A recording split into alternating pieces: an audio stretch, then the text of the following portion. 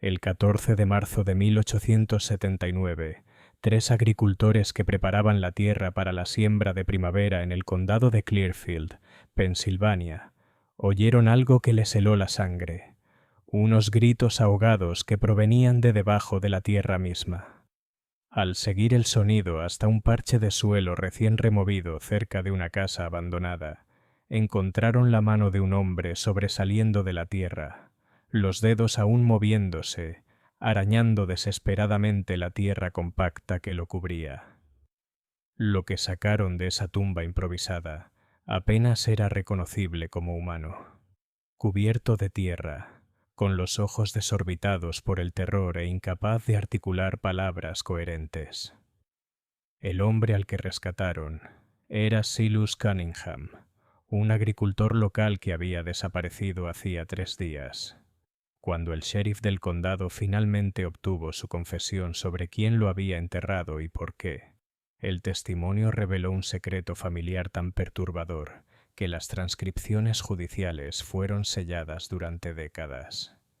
3 hijos nacidos de la misma sangre, retorcida sobre sí misma a lo largo de generaciones, habían decidido el castigo de su padre por pecados que nadie fuera de aquella aislada casa podía comprender completamente. Antes de descender a uno de los capítulos más oscuros de Pensilvania, necesito que hagas algo. Si estás escuchando desde Pensilvania o desde cualquier otro lugar donde se desarrollaron estas tragedias ocultas de América, deja un comentario diciendo ¿desde qué estado nos ves? Pulsa el botón de suscribirte, porque lo que estás a punto de escuchar desafiará todo lo que creías saber sobre la soledad familiar y lo que ocurre cuando las líneas de sangre se cierran sobre sí mismas durante demasiado tiempo. La historia de la familia Cunningham no comienza con violencia, sino con silencio. El tipo de silencio que se asienta sobre un lugar cuando los secretos terribles se convierten en hechos cotidianos. El condado de Clearfield en 1879 ocupaba una dura franja del centro de Pensilvania, donde la meseta de Allegheny se encontraba con bosques interminables de pino y madera dura. El condado había sido colonizado principalmente por inmigrantes escoceses, irlandeses y alemanes a finales del siglo XVIII, familias que buscaban tierras baratas y aislamiento de las ciudades costeras que habían dejado atrás.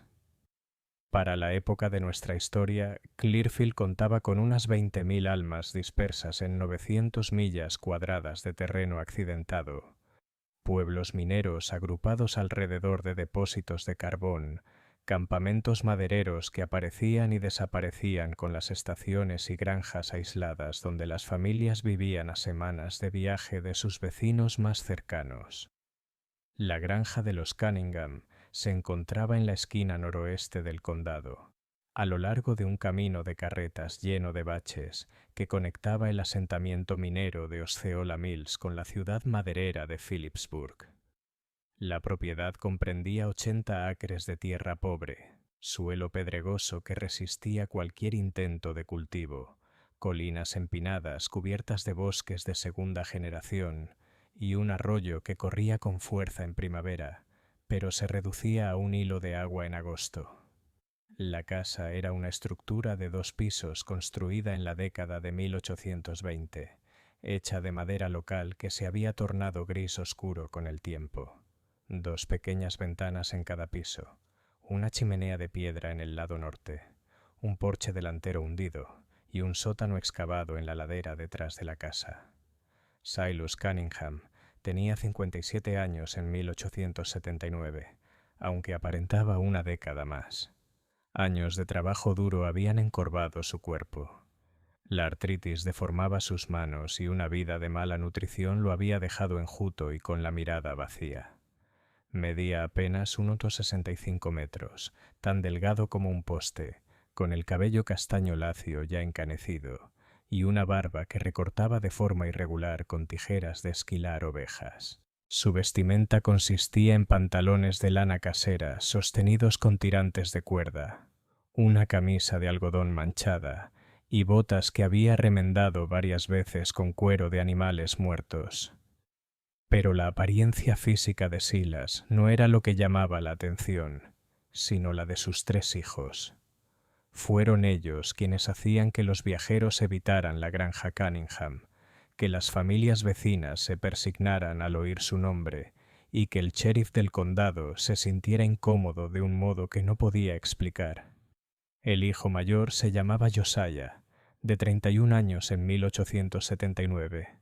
Medía casi 1,80 metros, pero caminaba con una severa joroba que lo hacía parecer más bajo.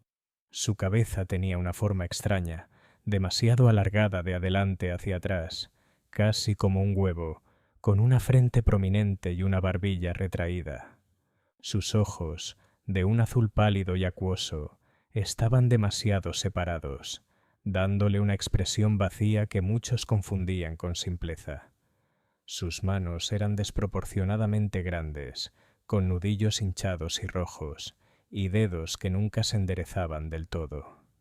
Hablaba pocas palabras y cuando lo hacía, su voz sonaba espesa y arrastrada, como si su lengua fuera demasiado grande para su boca. El hijo del medio, Caleb, tenía 28 años.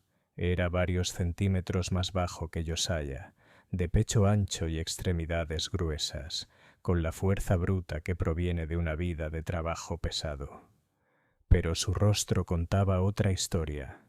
Rasgos ligeramente descentrados, un ojo notablemente más alto que el otro, orejas que sobresalían en ángulos extraños y una boca que permanecía siempre entreabierta, mostrando dientes torcidos y apiñados. Tenía el hábito nervioso de mecerse de un lado a otro cuando estaba quieto, un movimiento rítmico y perturbador de ver. Su habla era mejor que la de Josiah, pero tropezaba con ciertos sonidos, sustituyéndolos por consonantes más simples cuando los complejos lo vencían. El hijo menor, Nehemia, tenía 24 años. Era el más pequeño de los 3, apenas 1,63 metros, pero su cuerpo estaba lleno de músculos desarrollados para compensar su baja estatura. Su rostro mostraba los signos más evidentes de lo que el médico local describiría más tarde como condiciones hereditarias degenerativas.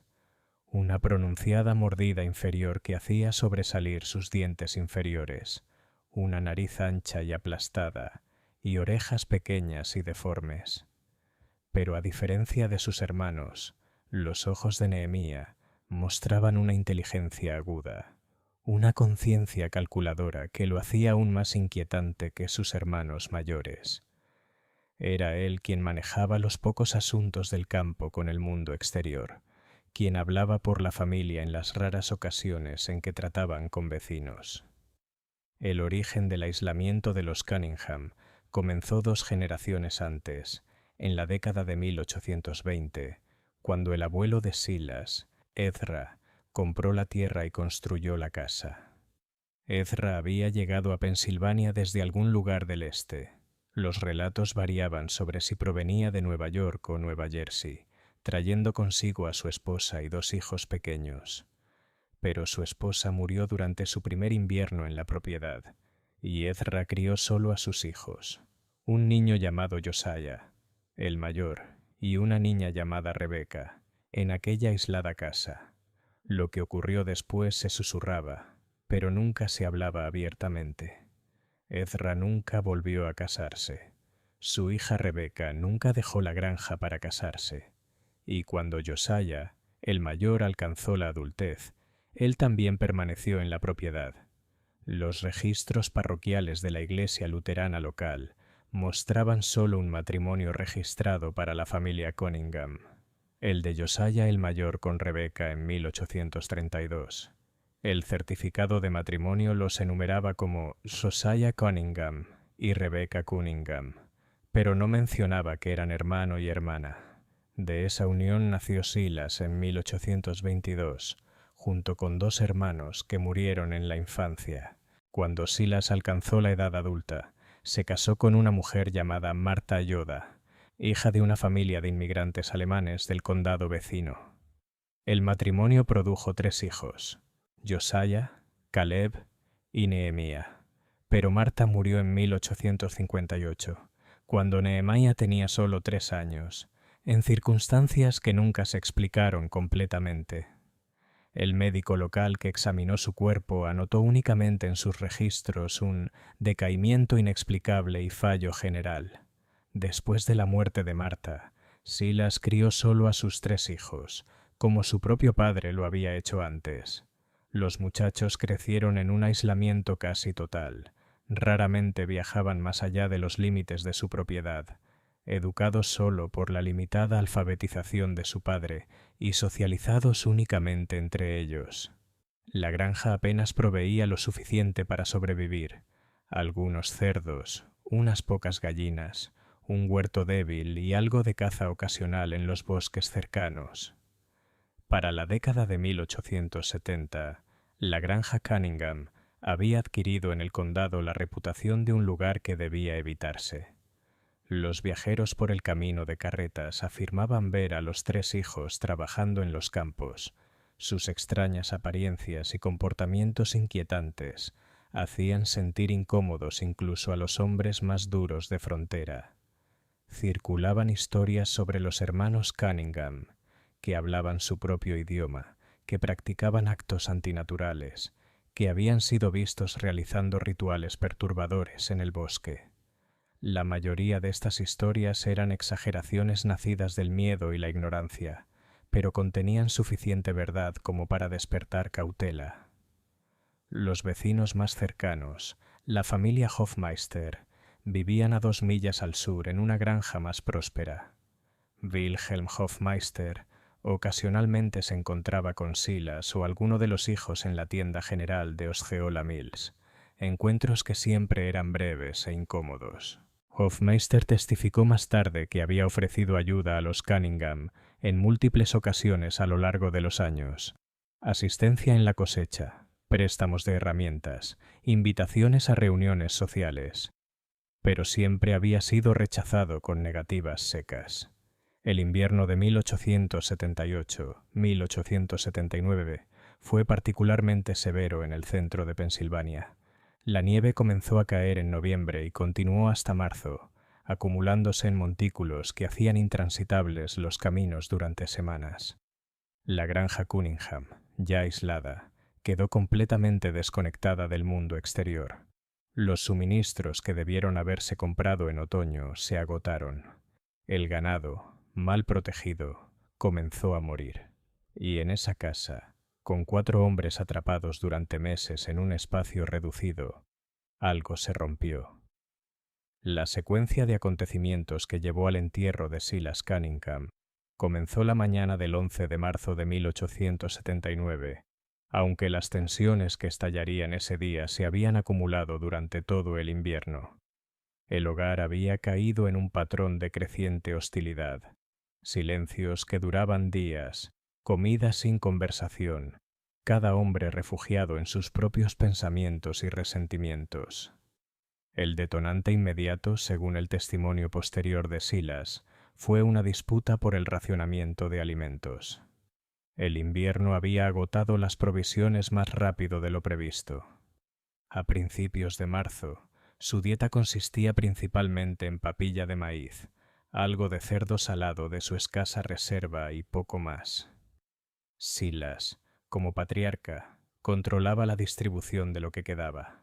El 11 de marzo, cuando Caleb se quejó de que su porción era insuficiente, Silas respondió con dureza, afirmando su autoridad en un tono que Caleb consideró humillante. La discusión escaló rápidamente. Caleb, frustrado por meses de encierro y hambre, desafió la autoridad de su padre como nunca antes. Josiah, usualmente pasivo, se puso del lado de su hermano. Nehemiah, el más articulado de los 3, expresó agravios que aparentemente habían fermentado durante años, sobre su aislamiento, su pobreza y el control rígido de su padre sobre todos los aspectos de sus vidas. Lo que emergió durante la confrontación fue una letanía de acusaciones que revelaba un hogar gobernado por el miedo y el castigo arbitrario. Los hijos afirmaron que Silas los había golpeado regularmente durante su infancia y que seguía amenazándolos con violencia incluso ahora que eran adultos. Lo acusaron de mantenerlos deliberadamente aislados, impidiéndoles buscar esposas o formar sus propios hogares, ejerciendo control mediante manipulación emocional y amenazas de abandono. Silas, por su parte, insistía en que solo había hecho lo necesario para mantener unida a la familia, conservar la propiedad y evitar que los forasteros descubrieran secretos familiares que traerían vergüenza y consecuencias legales. La naturaleza de esos secretos no se articuló completamente durante la pelea, pero las implicaciones eran claras. Los hijos sabían de la relación incestuosa que había producido a su padre. Comprendían que sus propias apariencias extrañas y dificultades mentales probablemente eran resultado de generaciones de consanguinidad, y temían que si se descubría, terminarían internados o algo peor. La discusión continuó toda la mañana y parte de la tarde. Las voces se alzaban, las viejas heridas se reabrían, décadas de resentimiento se derramaban en esa casa estrecha. En algún momento, los hijos empezaron a coordinarse mediante miradas y gestos sutiles, un lenguaje desarrollado tras años de convivencia en confinamiento. Nehemia, el más astuto, parecía orquestar algo, aunque no estaba claro qué. Al caer la tarde, la confrontación alcanzó un punto crítico. Silas, agotado por horas de disputa y tal vez sintiendo un peligro real, intentó poner fin al enfrentamiento retirándose a su habitación en el segundo piso. Pero sus hijos lo siguieron, bloqueándole el paso e impidiéndole escapar. La pelea física que siguió fue descrita por Silas en su testimonio como una confusión de manos y cuerpos. 3 hombres contra 1, empujándolo escaleras abajo, forzándolo a salir por la puerta principal hacia la fría noche de marzo. Silas no estaba vestido para el frío, solo llevaba su ropa de interior doméstica, sin abrigo, sin sombrero, sin guantes. La temperatura rondaba el punto de congelación y una ligera nevada caía. Suplicó a sus hijos que lo dejaran entrar, pero ellos se negaron, atrancando la puerta. A través de la ventana podía verlos conversar, con expresiones que sugerían que estaban decidiendo su destino. Lo que ocurrió a continuación desafió toda comprensión hasta mucho después.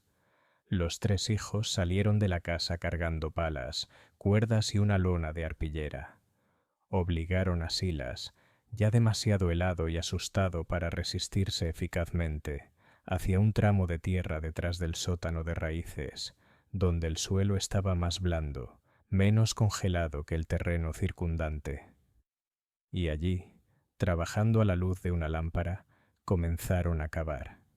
Al principio, Silas creyó que se preparaban para enterrarlo después de matarlo, que la excavación era simplemente la preparación para deshacerse de su cuerpo. Pero cuando la fosa alcanzó unos 1,20 metros de profundidad, comprendió algo más horrible. No pensaban matarlo primero, pretendían enterrarlo vivo, dejarlo consciente bajo tierra, consciente y sufriendo, un castigo que superaba el simple asesinato en crueldad. Los hijos trabajaban con eficacia, metódicamente, como si lo hubieran planeado. Cuando la fosa estuvo lista, obligaron a Silas a meterse dentro, empujándolo hasta que quedó tendido en el fondo, demasiado débil y helado para salir por sí mismo.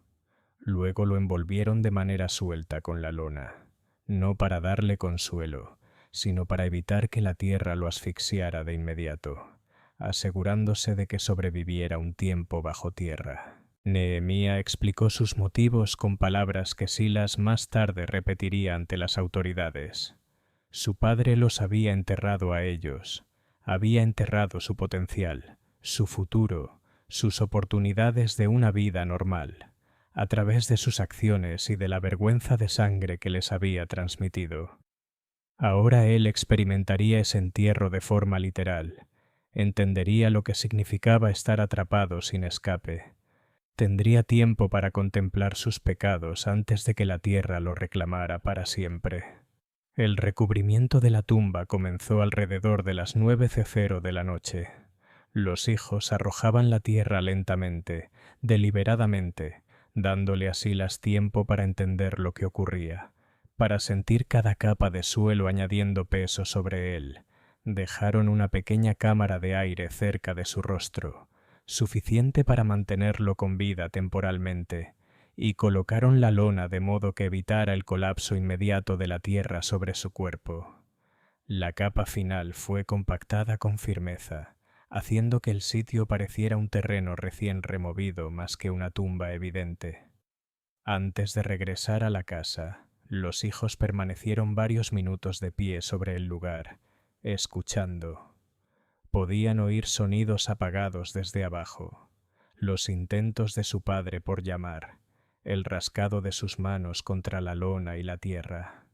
Satisfechos de que estaba asegurado y sufriendo, recogieron sus herramientas y regresaron al interior, cerrando la puerta a la noche de marzo y al hombre enterrado en su patio. Dentro de la casa, según la investigación posterior, los hijos se comportaron con inquietante normalidad. Prepararon comida, cenaron, lavaron los platos, avivaron el fuego en la chimenea, organizaron los lugares para dormir, cumplieron las rutinas nocturnas como si nada extraordinario hubiera ocurrido. La ausencia del padre no se mencionó. Los sonidos que podían llegar desde la tumba fueron ignorados o no oídos. Silas, enterrado a 4 pies bajo el suelo de Pensilvania, soportó su primera noche sepultado. La lona había creado un pequeño vacío alrededor de su rostro, suficiente para respirar, pero apenas para moverse. El peso de la tierra lo oprimía por todos lados, provocándole un pánico que luchó desesperadamente por controlar. No podía oír nada desde arriba, ninguna voz, ningún sonido que indicara un posible rescate. El frío se filtraba en su cuerpo, la humedad de la tierra empapando su ropa. La hipotermia comenzaba su lento trabajo. Intentó gritar, pero la tierra absorbía su voz, convirtiendo sus gritos en sonidos apagados que no se extendían más allá de unos pocos pies. Para entender cómo una familia pudo llegar al punto en que unos hijos enterraran vivo a su padre, debemos examinar las décadas que precedieron al 11 de marzo de 1879 y la lenta acumulación de daños que ocurre cuando una línea de sangre se encierra en sí misma y el aislamiento se vuelve absoluto.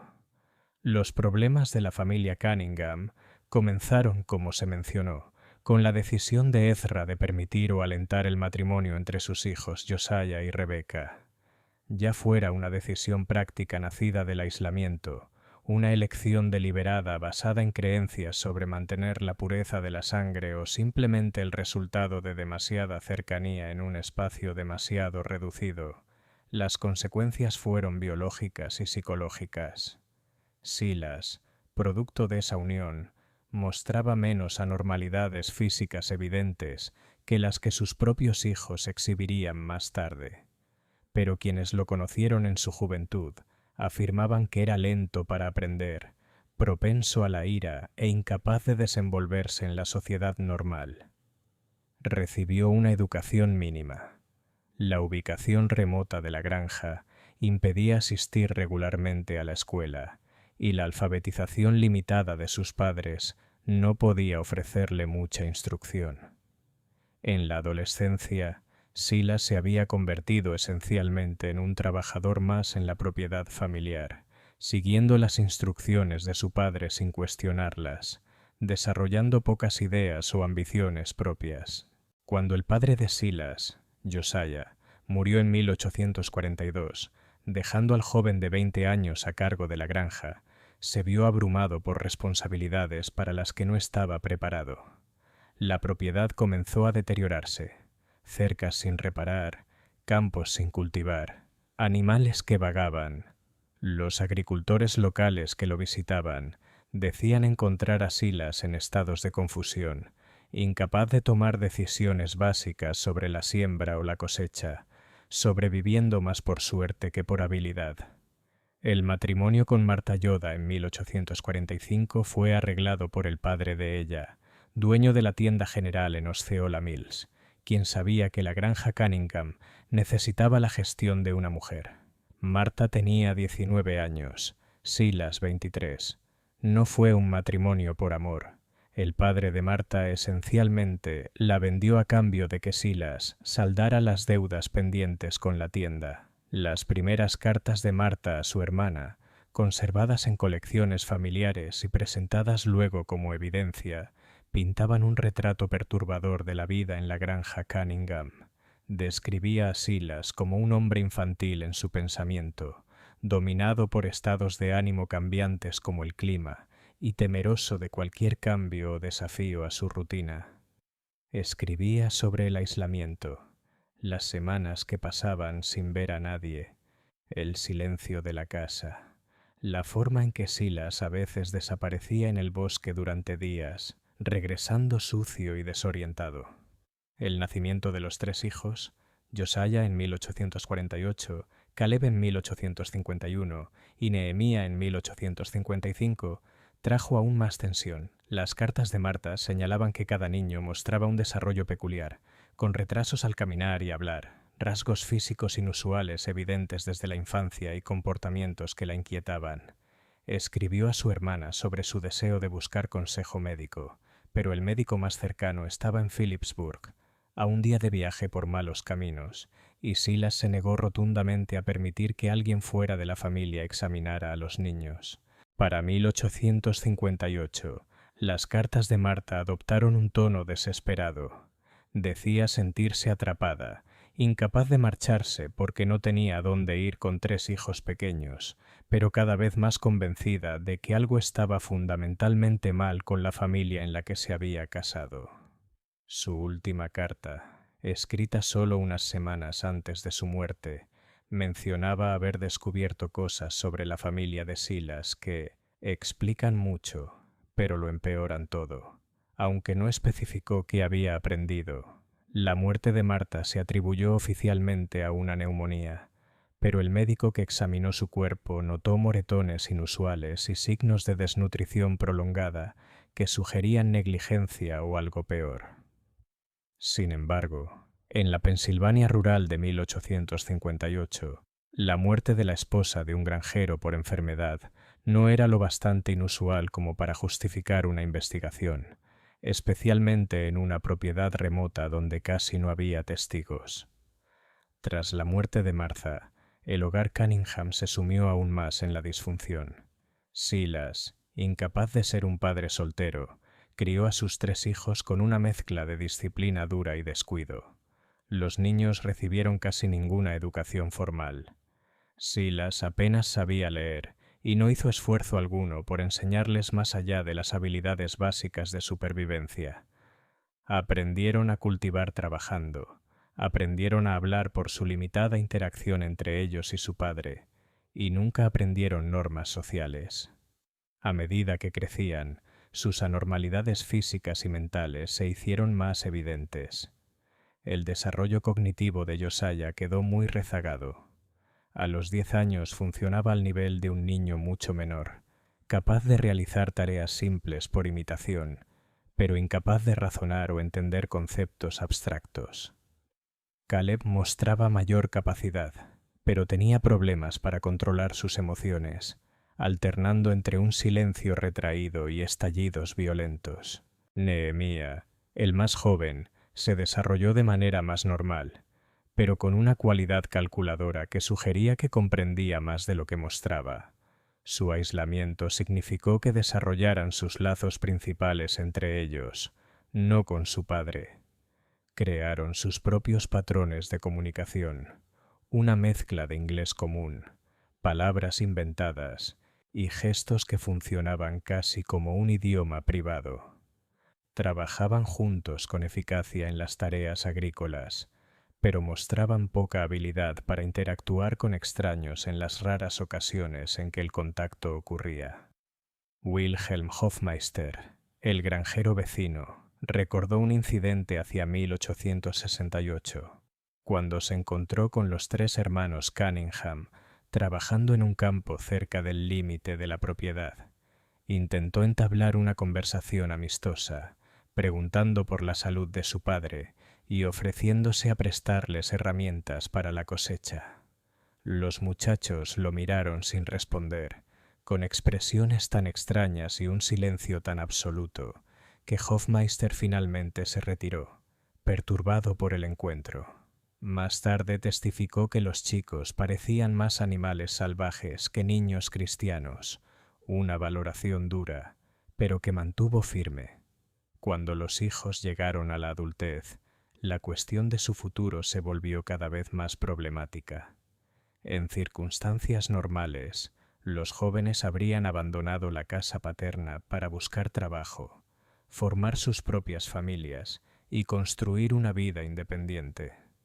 Pero los hijos de Cunningham carecían de las habilidades sociales, la educación y probablemente la capacidad mental para desenvolverse en la sociedad común.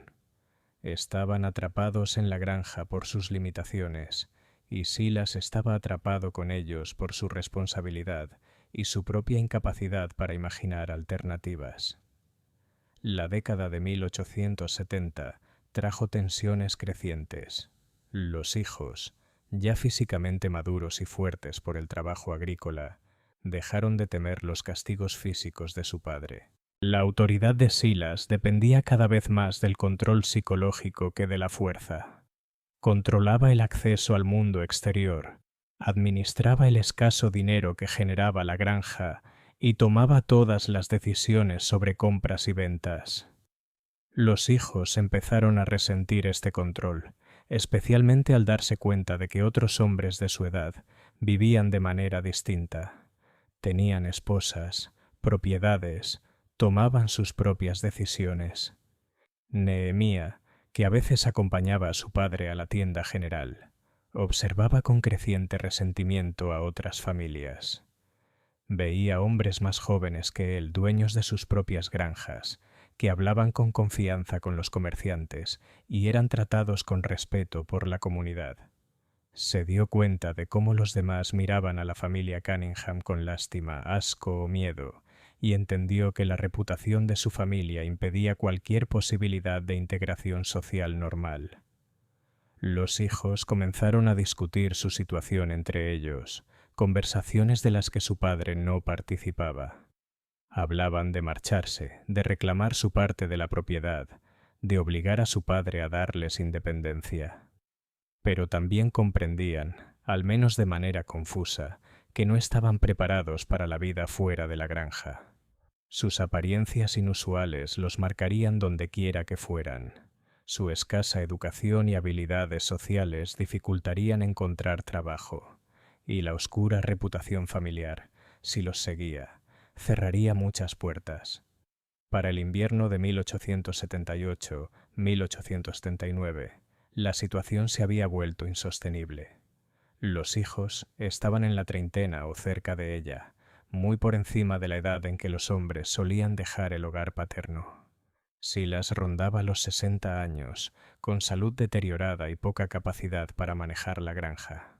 La propiedad misma estaba en ruinas, cercas derrumbadas, campos agotados tras décadas de mala gestión, edificios deteriorados.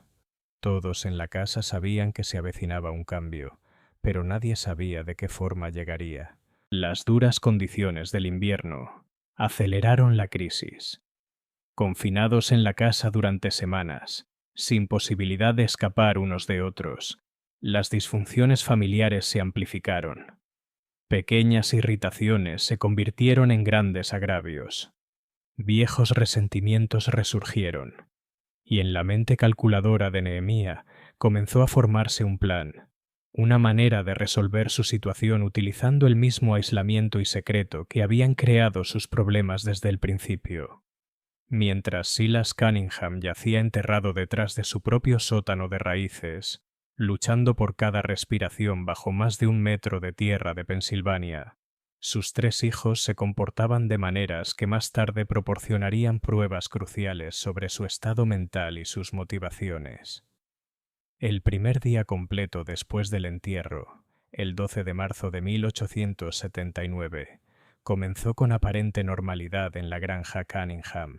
Josiah, Caleb y Nehemías se levantaron al amanecer como de costumbre, comieron una papilla de maíz y continuaron con sus tareas diarias. Josiah alimentó a las pocas gallinas que quedaban y revisó a los cerdos. Caleb cortó leña para reponer la escasa reserva.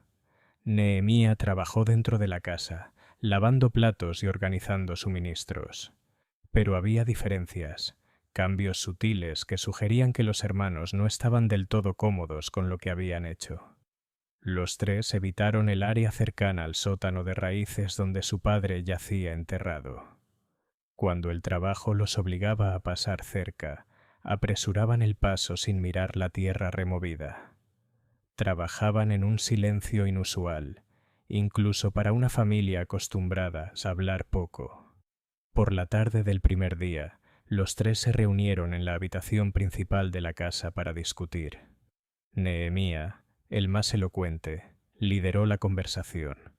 Propuso que, si alguien preguntaba, dijeran que su padre había salido a pie hacia Philipsburg para comprar suministros y que aún no había regresado. Una historia plausible, ya que Silas hacía ese tipo de viajes ocasionalmente, aunque rara vez en invierno. Ensayaron su versión, asegurándose de que los tres pudieran repetirla de manera consistente. Pero surgió un problema que ninguno había previsto completamente. Silas no moría tan rápido como esperaban. Cuando se acercaban al lugar del entierro, podían escuchar sonidos, gritos apagados, rasguños, señales de que su padre seguía vivo bajo tierra. La lona y la cámara de aire que habían creado, pensadas para prolongar su sufrimiento quizá por un día, en realidad lo mantenían con vida más tiempo de lo previsto. Esto creó un dilema moral, al menos para Josiah y Caleb. El acto inicial del entierro se había llevado a cabo en un arranque de furia, como un castigo ritual que había parecido justificado en el calor de la confrontación. Pero a medida que las horas se convertían en un día completo y el sufrimiento de su padre continuaba, incluso su limitada empatía comenzó a despertar. Josiah, en particular, mostraba señales de angustia. Caminaba nerviosamente por la casa, murmuraba para sí mismo, se acercaba a la puerta como si quisiera salir y deshacer lo que habían hecho. Nehemías se esforzaba por mantener la determinación de sus hermanos. Les recordaba las crueldades de su padre, reales o imaginadas. Les pintaba una visión del futuro. Una vez que Silas muriera, heredarían la propiedad. Podrían venderla, dividir el dinero y empezar de nuevo en otro lugar donde nadie conociera su historia. Apelaba a su sentido del agravio, manteniendo su ira dirigida hacia su padre en lugar de hacia sus propias acciones. La segunda noche trajo un nuevo horror. Alrededor de la medianoche, los tres hermanos se despertaron por un sonido que parecía provenir del subsuelo. Un golpeo bajo y rítmico, como alguien tocando débilmente una puerta. El sonido era tenue pero inconfundible, viajando a través del aire helado de marzo hasta la casa.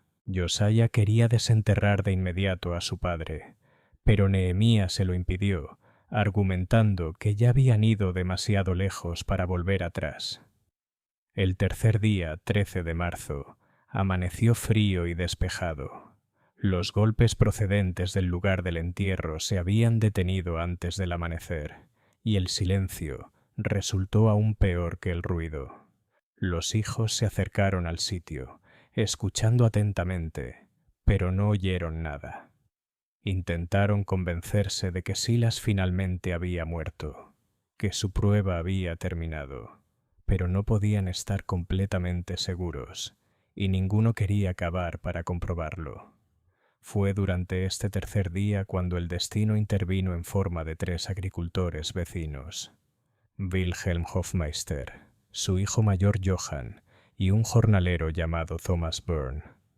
Habían estado revisando los límites de sus tierras en preparación para la siembra de primavera, cuando llegaron cerca de la propiedad Cunningham. Decidieron pasar a comprobar cómo estaba la familia después del duro invierno y se acercaron a la casa. La reacción de los hijos ante los visitantes inesperados fue torpe y sospechosa. Nehemia los recibió en el porche delantero, bloqueando la entrada de una manera que de inmediato despertó desconfianza. Cuando le preguntaron por el paradero de Silas, Nehemia repitió la historia ensayada sobre el viaje a Philipsburg, pero su tono era rígido, poco convincente. Sus hermanos estaban detrás de él en la puerta, con expresiones tensas que sugerían culpa más que simple incomodidad social. Wilhelm Hofmeister, experimentado en leer hombres y situaciones, comprendió de inmediato que algo no estaba bien. Insistió en obtener más detalles. ¿Cuándo había salido Silas? ¿Por qué camino? ¿Con qué propósito? Considerando que el invierno apenas había terminado. Las respuestas de Nehemia se volvieron cada vez más evasivas y contradictorias. En un momento, Caleb intervino con un detalle que contradecía lo que Nehemia acababa de decir, y se quedó callado cuando su hermano menor lo fulminó con la mirada. La conversación se interrumpió por un sonido que los 5 hombres oyeron al mismo tiempo, un grito apagado proveniente de algún lugar detrás de la casa. Los hermanos Cunningham afirmaron que era el viento o un animal lejano, pero los visitantes se miraron, sabiendo que no lo creían. Cuando Hofmeister sugirió registrar la propiedad para asegurarse de que todo estuviera bien, Nehemia se negó, expulsándolos del terreno con un tono desesperado y amenazante. Los 3 visitantes se retiraron, pero no abandonaron el área por completo. En cambio, se ocultaron fuera de la vista de la casa y esperaron, observando qué harían los hermanos Cunningham. Lo que vieron durante la siguiente hora los convenció de que era necesario intervenir.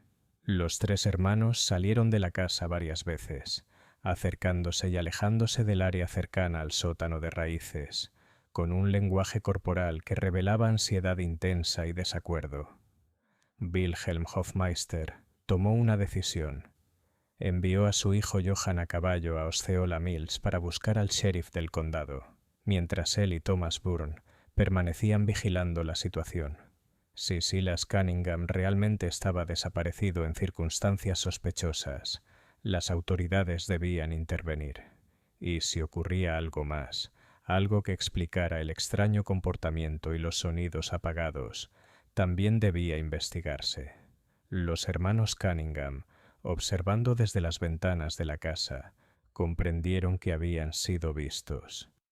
Nehemia insistió en mantener su historia, afirmando que los vecinos no tenían pruebas de ningún delito, pero la determinación de Josiah se había derrumbado por completo. Repetía una y otra vez: «Tenemos que desenterrarlo, tenemos que desenterrarlo», su voz subiendo hasta el pánico. Caleb vacilaba entre sus hermanos, incapaz de decidir qué hacer.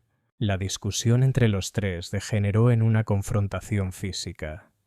Nehemia intentó sujetar a Josiah para impedirle salir, pero Josiah, más grande y fuerte pese a sus limitaciones mentales, se liberó y corrió hacia el lugar del entierro.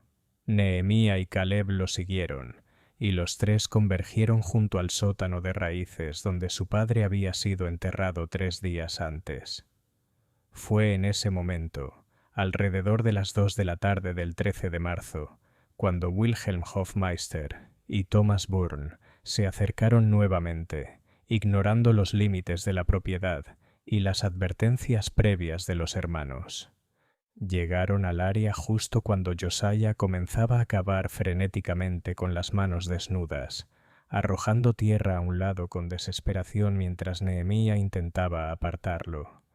Hofmeister exigió saber qué estaba enterrado allí. Nehemia, dándose cuenta de que la situación se había salido completamente de control, guardó silencio. Derrotado, Josiah siguió cavando, ahora ayudado por Caleb, que al parecer había decidido colaborar. Y entonces, cuando el hoyo tenía ya unos 60 centímetros, todos lo oyeron. Un débil sonido de rascado bajo la tierra y una voz apagada, inconfundiblemente humana, pidiendo ayuda. Los minutos siguientes fueron un caos. Hofmeister y Bourne se unieron a la excavación, trabajando junto a los hermanos Cunningham para desenterrar la tumba lo más rápido posible. Encontraron la lona a unos 90 centímetros, la apartaron y descubrieron a Silas Cunningham con vida. Apenas, su rostro cubierto de tierra, los ojos desorbitados entre el terror y el alivio, las manos ensangrentadas por 3 días de rascar la tierra que lo cubría. Sacaron a Silas de la fosa y lo llevaron a la casa, colocándolo cerca del fuego para calentarlo. Su estado era crítico.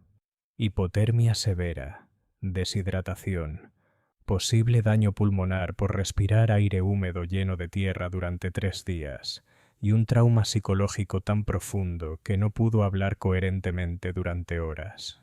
Pero estaba vivo, contra todo pronóstico, sostenido por la cámara de aire que sus hijos habían creado inadvertidamente lo bastante grande como para mantenerlo respirando 3 días. Los hermanos Cunningham no intentaron huir ni resistirse. Se sentaron en diferentes rincones de la casa. Josiah llorando abiertamente, Caleb con la mirada perdida, Nehemia con una expresión que revelaba que ya estaba calculando qué historia podría minimizar su culpa. Cuando el sheriff Daniel McKay llegó desde Osceola Mills alrededor de las 4 de la tarde, acompañado de 2 ayudantes y un médico local, la escena que encontró fue surrealista. Un hombre medio muerto siendo atendido por quienes habían intentado asesinarlo, mientras los testigos vigilaban para evitar cualquier violencia. Las consecuencias inmediatas del rescate de Silas Cunningham crearon una situación sin precedentes en el condado de Clearfield. Se trataba de un intento de asesinato, pero la víctima y los agresores estaban unidos por lazos de sangre y décadas de aislamiento compartido, de una manera que hacía que los procedimientos legales comunes resultaran insuficientes. El sheriff McKay se enfrentó a la pregunta de qué hacer con 4 hombres cuyas relaciones y comportamientos desafiaban toda comprensión. Silas fue trasladado a la casa del Dr. Frederick Steinman en Osceola Mills para recibir tratamiento médico. Sus heridas físicas eran graves pero no mortales de inmediato. Congelación en los dedos y pies, deshidratación severa, problemas respiratorios por haber inhalado aire húmedo cargado de tierra durante 3 días y numerosas cortaduras y rasguños producto de su lucha. Pero el daño psicológico era profundo. Durante los 2 primeros días tras su rescate, Silas no pudo hablar con coherencia, alternando entre el silencio catatónico y el balbuceo incoherente, como si su mente se hubiera quebrado parcialmente por el trauma. Los 3 hijos fueron arrestados y recluidos en la pequeña cárcel de Clearfield, la sede del condado. Se les colocó en celdas separadas para evitar que conspiraran, aunque los carceleros informaron que los hermanos parecían más preocupados por llamarse unos a otros que por planear su defensa. Josiah, en particular, mostró una angustia intensa por la separación, llorando y llamando a sus hermanos como un niño pequeño separado de sus padres. Cuando la salud de Silas mejoró lo suficiente para ser interrogado, el sheriff McKay inició el difícil proceso de obtener su testimonio. Lo que emergió tras varios días de cuidadosas entrevistas fue una historia que explicaba mucho, pero dejaba muchas preguntas sin respuesta.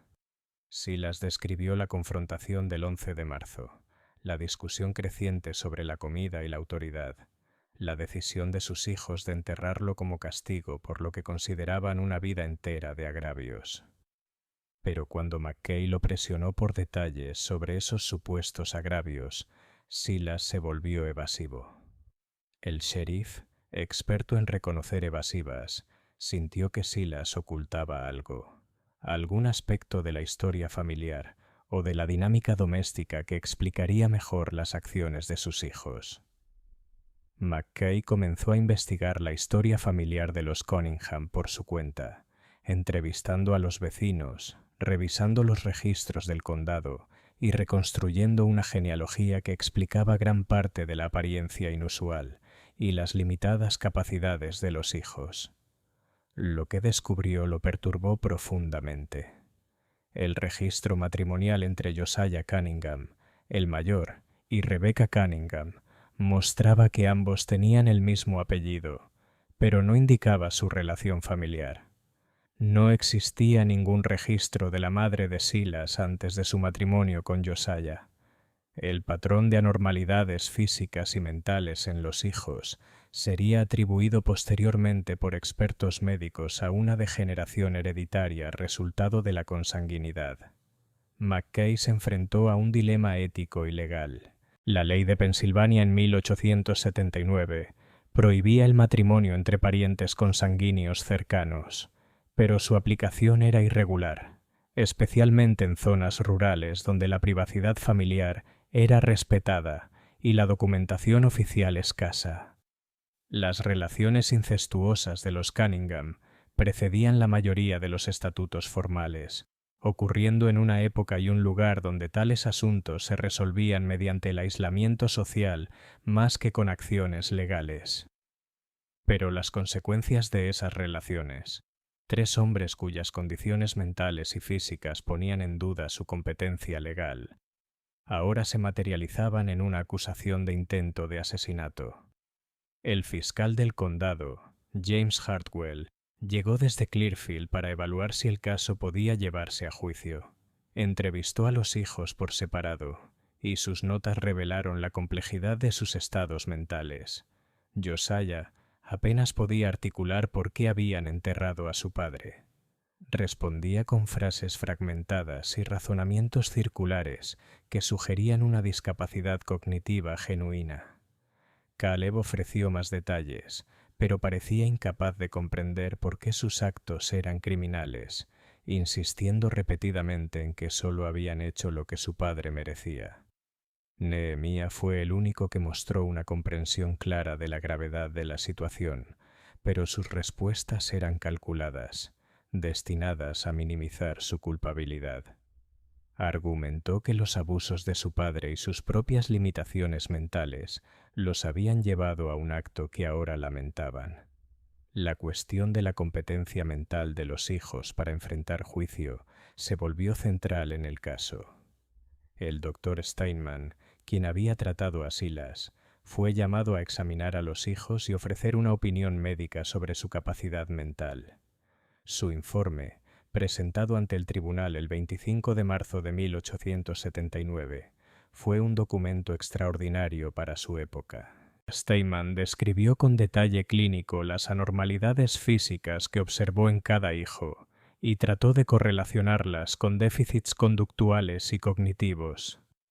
Señaló la marcada deficiencia mental de Josiah, su incapacidad para razonar de manera abstracta y su inestabilidad emocional, compatibles con la debilidad mental. Describió a Caleb como poseedor de mayor capacidad funcional, pero mostrando signos de insensibilidad moral y escaso control de impulsos. A Nehemia lo evaluó como el más capaz intelectualmente, aunque evidenciaba un interés propio calculador que indicaba suficiente comprensión del bien y del mal como para considerarlo legalmente responsable. El informe de Steinman incluía una sección que sorprendió incluso a los juristas más experimentados: su análisis de la historia genealógica de la familia y las consecuencias médicas de la endogamia prolongada. Escribió: las características físicas observadas en los acusados sugieren con fuerza que son producto de relaciones consanguíneas que abarcan al menos 2 generaciones. La acumulación de rasgos hereditarios deletéreos ha resultado en condiciones que van desde una deficiencia mental severa hasta alteraciones más sutiles del juicio y la regulación emocional. Aunque tales individuos pueden ser capaces de realizar tareas físicas complejas y mostrar ciertas formas de inteligencia, su desarrollo moral y social ha sido profundamente comprometido. La terminología médica era primitiva según los estándares posteriores, pero la evaluación de Steinman planteó cuestiones fundamentales sobre la responsabilidad penal. Si las acciones de los hijos fueron resultado de deterioros mentales causados por la historia incestuosa de su familia, condiciones que no eligieron ni pudieron evitar, eran plenamente culpables de su crimen o su capacidad disminuida merecía un tratamiento distinto ante la ley. Mientras tanto, la recuperación de Silas avanzaba lentamente. A principios de abril ya podía hablar con normalidad, aunque mostraba signos de trauma psicológico persistente. Pesadillas, ataques de pánico en espacios cerrados e incapacidad para soportar la oscuridad. Se mostraba reacio a testificar formalmente contra sus hijos, a pesar de la insistencia del fiscal. Cuando se le presionó para explicar su reticencia, Silas hizo una declaración que reveló las retorcidas dinámicas familiares. «Son mis hijos y yo soy su padre. ¿Qué los hizo así? Eso también es mi responsabilidad. Todos estamos atrapados por lo que nuestra sangre se ha convertido». Esta afirmación impulsó una investigación más profunda sobre la propia responsabilidad de Silas en las condiciones de sus hijos. Había participado conscientemente en relaciones incestuosas que produjeron hijos que sabía que estarían discapacitados. Las pruebas sugerían que no. Su matrimonio con Marta Yoda fue legítimo y no había indicios de que hubiera tenido hijos con otra persona. Sin embargo, su decisión de criar a sus hijos con discapacidad en completo aislamiento, negándoles educación o contacto social que podría haber mejorado su desarrollo, planteó interrogantes sobre negligencia paterna que contribuyó a su violencia final. El caso atrajo la atención más allá del condado de Clearfield. Periódicos de Filadelfia y Pittsburgh publicaron historias sobre el granjero enterrado vivo y sus hijos degenerados, mezclando sensacionalismo con preocupación genuina por las implicaciones sociales y médicas del caso. Revistas médicas solicitaron permiso para examinar a los hijos como ejemplos de degeneración hereditaria. Los reformadores sociales argumentaron que el caso demostraba la necesidad de una mayor supervisión de las familias rurales aisladas y la regulación de los matrimonios entre parientes cercanos. La opinión pública se dividió. Algunos veían a los hijos como monstruos que habían intentado asesinar fríamente a su padre y merecían el castigo más severo. Otros los veían como figuras trágicas, víctimas de circunstancias fuera de su control, cuya limitada comprensión y décadas de aislamiento habían distorsionado su juicio hasta el punto de creer sinceramente que enterrar a su padre era un castigo justificado, no un intento de asesinato. Algunas voces, aunque minoritarias, sugirieron que el propio Silas tenía parte de responsabilidad por haber creado las condiciones que llevaron a su entierro. El juicio de Josiah, Caleb y Nehemiah Cunningham comenzó el 15 de mayo de 1879 en el Tribunal del Condado de Clearfield. El juez Samuel Krebs presidió un proceso que duró 2 semanas y generó una transcripción de más de 500 páginas. La sala estuvo llena en todo momento. Residentes locales movidos por curiosidad morbosa, periodistas de periódicos urbanos, médicos interesados en los aspectos hereditarios del caso y juristas que querían ver cómo el tribunal manejaría el concepto de capacidad disminuida en una situación tan extrema. La acusación, dirigida por el fiscal James Harwell, presentó un caso directo. Llamó a declarar a Wilhelm Hofmeister y a Thomas Byrne, quienes describieron cómo encontraron a Silas enterrado y el comportamiento sospechoso de los hermanos. Llevó al estrado al Dr. Steinman, quien explicó el estado físico de Silas al ser rescatado y presentó pruebas médicas que demostraban que había estado enterrado vivo durante aproximadamente 3 días. Se admitieron como pruebas la pala hallada junto al sitio del entierro, la lona extraída de la fosa y fotografías del lugar que mostraban la profundidad y deliberación del hoyo. Pero el momento más impactante llegó cuando el propio Silas fue llamado a testificar.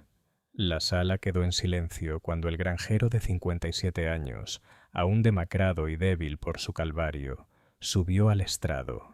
Con voz baja y quebrada por momentos, relató los hechos del 11 al 13 de marzo. La discusión que se tornó violenta, la decisión de sus hijos de enterrarlo, los 3 días de oscuridad y terror bajo la tierra, el momento en que oyó cavar arriba y comprendió que quizá sobreviviría.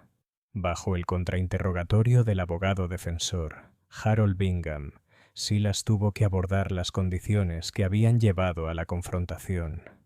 Bingham lo presionó sobre su historia familiar, el aislamiento que impuso a sus hijos, la falta de educación y contacto social, la disciplina severa que ejerció. Silas admitió haber golpeado a sus hijos de pequeños, haber controlado cada aspecto de sus vidas e impedirles abandonar la granja o llevar vidas independientes. Pero sostuvo que todo lo que hizo fue por necesidad, protegerlos de un mundo que los rechazaría, evitar que los forasteros descubrieran secretos familiares vergonzosos y mantener un hogar que siempre pendía del colapso. La estrategia de la defensa se centró en la capacidad disminuida. Bingham volvió a llamar al Dr. Steinman al estrado para ampliar su evaluación de las condiciones mentales de los hijos. Steinman testificó que Josiah sufría una deficiencia mental profunda, con un nivel funcional muy por debajo de su edad, incapaz de planificar o comprender principios morales abstractos. Caleb, dijo, mostraba un deterioro mental moderado, con desregulación emocional que afectaba gravemente su juicio y control de impulsos. Nehemías, el más capaz de los 3, presentaba déficits en el razonamiento moral y una limitada capacidad para anticipar las consecuencias de sus actos. Bingham argumentó que hombres con semejantes limitaciones cognitivas y emocionales no podían formar la intención necesaria para una condena por asesinato. No habían planeado matar a su padre. La cámara de aire que dejaron en la fosa demostraba que pretendían mantenerlo con vida, al menos por un tiempo. Su acción, afirmó, fue un castigo aberrante fruto de una comprensión distorsionada y de años de abuso, no un asesinato premeditado. Señaló además que, al ser confrontados por los vecinos, Josiah había querido desenterrar de inmediato a su padre, lo que mostraba que su plan no resistía ni la menor presión externa. La fiscalía replicó que al menos Nehemías demostraba una clara comprensión del bien y del mal. Sus intentos de mantener una coartada, impedir que sus hermanos lo desenterraran antes de tiempo y manipular sus respuestas durante el interrogatorio policial demostraban suficiente capacidad de intención criminal. Aunque Josiah y Caleb estuvieran limitados, Nehemías había dirigido sus acciones y debía considerarse plenamente responsable. El momento más dramático del juicio llegó cuando los 3 hijos testificaron. Josiah fue casi incomprensible en el estrado, respondiendo con frases fragmentadas y a veces usando lo que parecía un lenguaje privado compartido con sus hermanos. Su testimonio fue doloroso de presenciar. Un hombre adulto con la mente de un niño de 7 u 8 años intentando explicar actos que claramente no entendía del todo, hasta que el juez, compasivo, interrumpió su declaración. Caleb se desempeñó mejor, pero aún tuvo dificultades para explicar su razonamiento. Cuando se le preguntó por qué habían enterrado a su padre en lugar de simplemente expulsarlo o pedir ayuda, solo repitió: «Se lo merecía. Hicimos lo que había que hacer». Ante preguntas insistentes sobre si comprendía que enterrar a alguien vivo podía matarlo, Caleb dijo que sí, pero enseguida se contradijo diciendo que se habían asegurado de que su padre pudiera respirar, revelando una confusión genuina sobre la relación entre sus actos y sus consecuencias. El testimonio de Nehemías fue el más coherente y, por lo tanto, el más condenatorio. Entendía claramente la gravedad de lo ocurrido. Reconoció que enterrar a alguien vivo era incorrecto, pero insistió en que décadas de abuso y la negativa de su padre a permitirles independencia, los habían dejado sin otra salida. Dijo sentirse atrapado, incapaz de imaginar un futuro fuera del control de su padre o de sus propias limitaciones. El entierro, afirmó, fue un acto de desesperación, no un asesinato premeditado. Bajo el contrainterrogatorio, Hardwell destruyó su credibilidad revelando contradicciones en su relato y demostrando que Nehemías había intentado manipular a sus hermanos para mantener el silencio incluso después de que los vecinos se volvieran sospechosos. «Sabías que lo que hiciste estaba mal», declaró Hardwell. «Sabías que era un crimen. Sabías que tu padre podía morir. Sabías que te ahorcarían si te descubrían. Y aún así lo hiciste y luego intentaste encubrirlo. Eso no es desesperación. Eso es malicia calculada». El jurado deliberó durante 3 días, un tiempo inusualmente largo que sugería un serio desacuerdo sobre el veredicto apropiado. Cuando finalmente regresaron, el 30 de mayo de 1879, su decisión reflejaba la complejidad del caso. Declararon a Josiah no culpable por razón de locura, determinando que sus deficiencias mentales eran tan profundas que no podía formar intención criminal. Declararon a Caleb culpable de intento de asesinato, pero recomendaron clemencia, reconociendo su capacidad disminuida como un factor atenuante, y declararon a Nehemías culpable de intento de asesinato sin recomendación de misericordia, concluyendo que poseía suficiente comprensión para ser plenamente responsable de sus actos. La sentencia del juez Krebs, dictada el 3 de junio de 1879, intentó equilibrar justicia y compasión hacia hombres cuyas vidas habían sido moldeadas por circunstancias fuera de su control.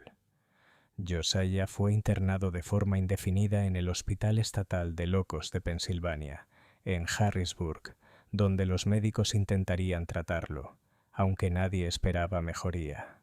Caleb recibió 10 años de trabajos forzados en la Penitenciaría Estatal del Este.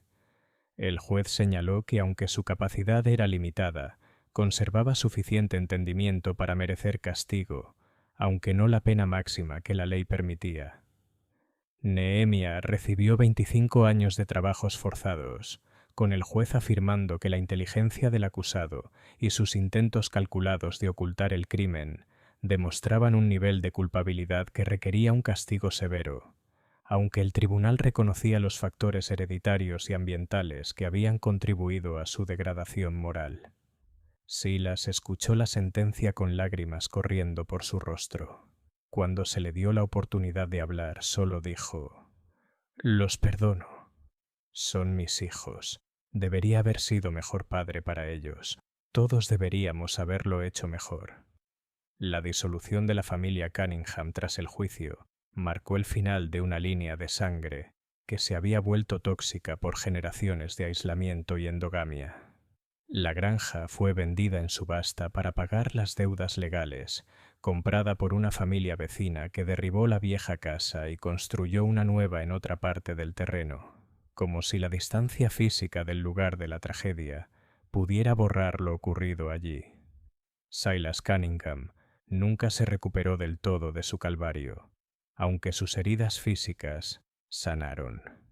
Vivió 3 años más, acogido por varios familiares de su difunta esposa Marta, que lo recibieron por caridad cristiana.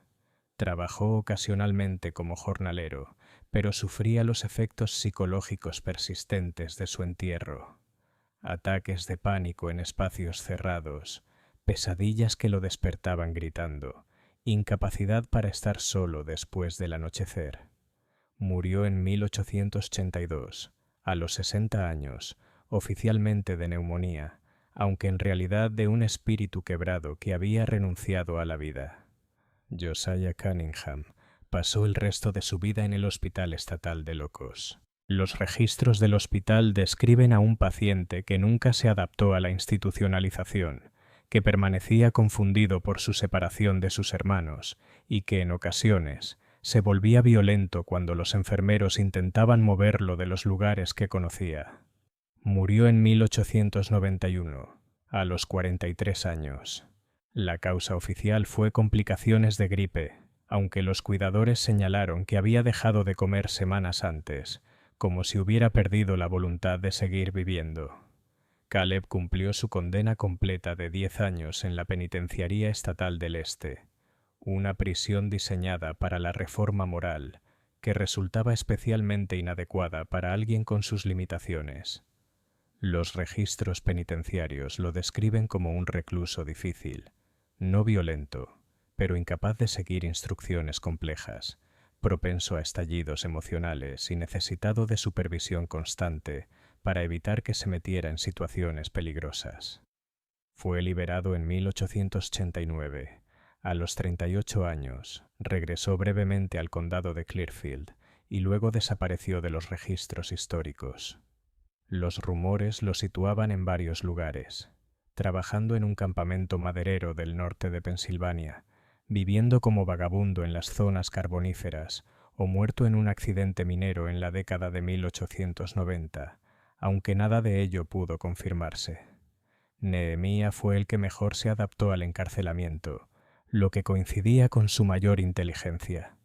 Aprendió rápidamente las rutinas de prisión, trabajó en el taller fabricando zapatos y se mantenía mayormente aislado. No era popular ni conflictivo, existiendo en una especie de zona gris de indiferencia funcional. El capellán de la prisión dejó notas sobre conversaciones ocasionales con Nehemia acerca de su crimen. En ellas mostraba un remordimiento que parecía genuino, pero también extrañamente distante, como si hablara de hechos ocurridos a otra persona. Nehemia fue liberado en 1904, tras cumplir sus 25 años completos. Tenía 49 años. Sus rasgos inusuales estaban ahora acentuados por las décadas de trabajo forzado y las duras condiciones carcelarias. Regresó brevemente al condado de Clearfield, pero la comunidad que había presenciado su juicio dejó claro que no era bienvenido. Se marchó y, como su hermano Caleb, desapareció de los registros oficiales. La última mención verificada lo ubicó en Pittsburgh, en 1908, viviendo en una pensión y trabajando como vigilante nocturno en un almacén. Habría tenido 53 años. Después de eso, nada, sin registro de defunción, sin historial laboral, sin rastro de su destino final. El caso Cunningham tuvo repercusiones duraderas más allá de sus protagonistas. Llevó a Pensilvania a fortalecer las leyes que prohibían los matrimonios entre parientes consanguíneos, estableciendo penas específicas para las infracciones. También provocó una mayor atención hacia las familias rurales aisladas, otorgando a las autoridades del condado poder para investigar denuncias de abuso o negligencia en propiedades remotas. Se convirtió en un estudio de referencia en los debates legales sobre capacidad disminuida y enfermedad mental hereditaria, citado en decisiones judiciales durante décadas.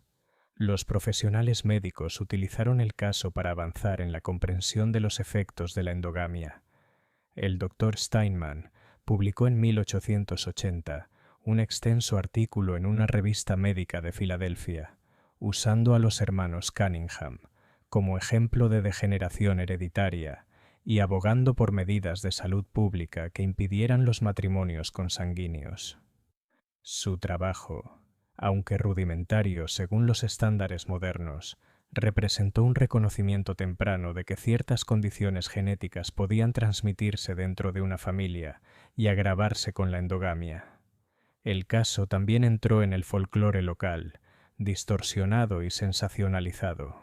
Circulaban historias sobre los hermanos caníbales del condado de Clearfield, los hijos del diablo que enterraron a su padre, y otras exageraciones que poco tenían que ver con los hechos reales. Estas versiones cumplían distintos propósitos: advertencias sobre los peligros del aislamiento, justificaciones para la intromisión comunitaria en la vida privada de las familias, o simple entretenimiento para quienes disfrutaban del horror gótico. Pero esas leyendas ocultaban la tragedia humana en el centro de la historia. Una familia destruida por la pobreza, la ignorancia y las consecuencias biológicas de la endogamia sostenida, ninguna de las cuales los hijos eligieron. En las décadas siguientes, el lugar del entierro se convirtió en un punto de interés macabro. Aunque la casa fue demolida y la tierra tuvo otros usos, los lugareños sabían aproximadamente dónde había sido enterrado vivo Silas. Surgieron relatos sobre ruidos extraños en el sitio, animales que se negaban a cruzar cierto terreno y cultivos que no crecían donde había estado la tumba. Estas añadiduras sobrenaturales eran casi con certeza falsas, producto de la imaginación y de la tendencia humana a convertir las tragedias en leyendas, pero persistieron. Los documentos legales del caso, transcripciones del juicio, informes médicos, declaraciones de sentencia, fueron sellados por orden judicial en 1885, oficialmente para proteger la privacidad de los familiares sobrevivientes, aunque también porque se consideraban demasiado perturbadores para el público. Permanecieron sellados casi un siglo, hasta que fueron abiertos a los investigadores en 1979, exactamente 100 años después de los hechos. Lo que revelaron fue una historia más compleja y trágica que las versiones simplificadas que habían circulado durante décadas. Mostraban a una familia atrapada por circunstancias en gran parte fuera de su control.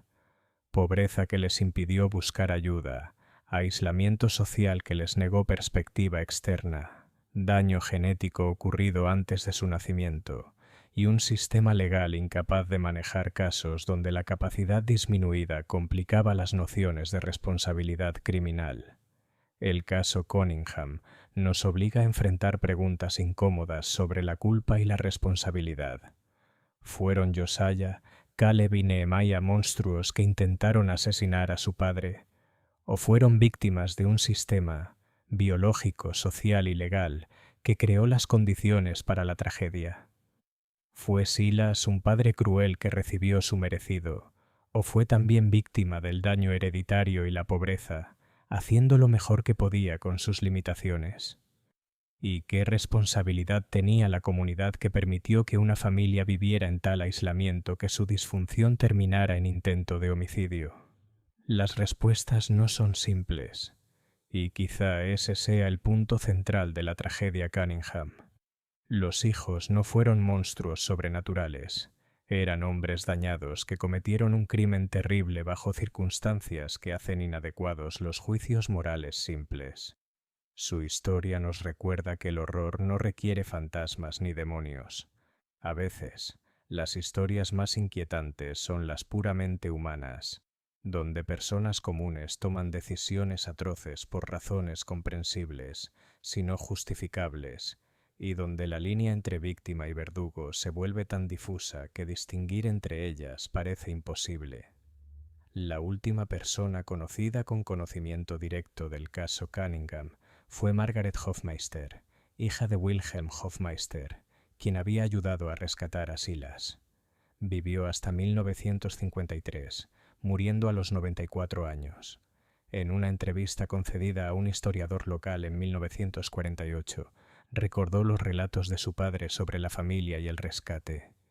«Mi padre decía que fue lo más terrible que había visto», relató. «No solo el hombre en la tierra, aunque eso ya era horrible, sino la expresión en los rostros de esos muchachos mientras lo desenterraban.